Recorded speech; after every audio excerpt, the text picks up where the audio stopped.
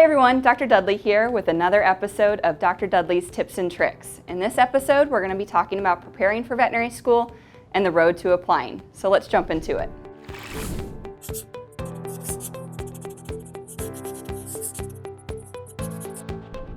In previous episodes, we've talked about whether or not becoming a veterinarian is the right profession for you.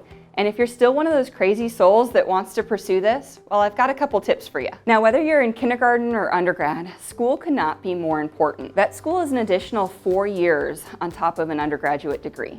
For most people, that means 8+ years of schooling beyond high school. And real talk, it's brutal. Vet school means you're spending 8+ hours in class, and then when you get home, you're studying. You may barely find a chance to eat or sleep. So what can you do to prepare for this grueling environment? Well, tip number 1, start working on increasing your course load and taking harder courses. No one ever went from being a couch potato to an Olympic athlete overnight. So work on taking those AP and honors courses and upping your extracurriculars.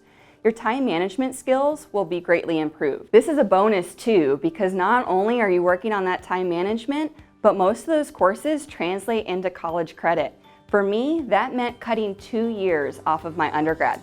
Talk about a major cost savings. Tip number 2, work on figuring out what study style works best for you.